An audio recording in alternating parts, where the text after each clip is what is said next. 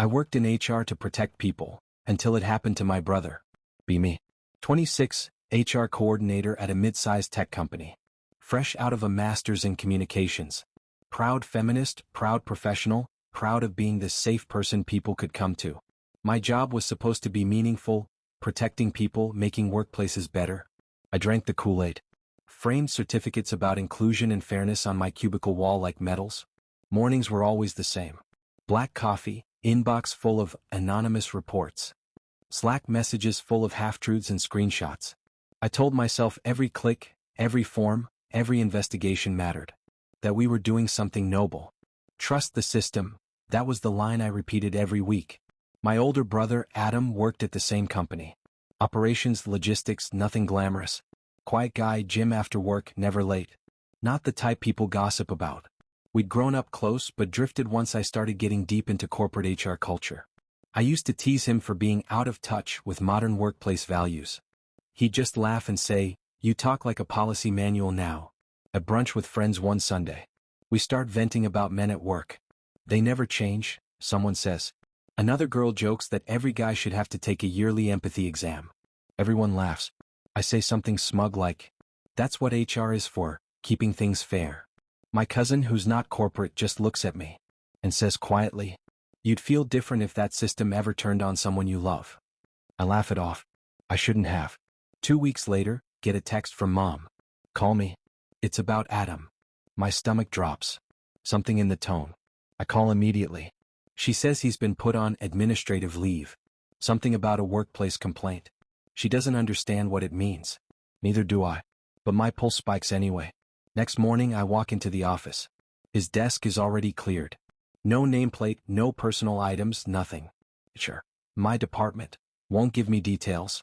They say I'm too close to the situation.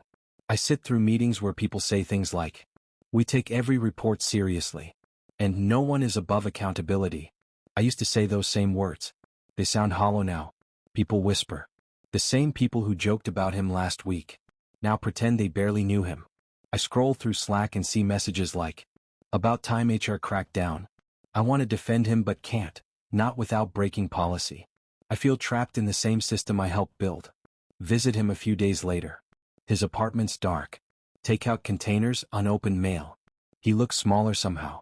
He says, "I didn't even get to explain before they told me to pack up." Not angry, just tired.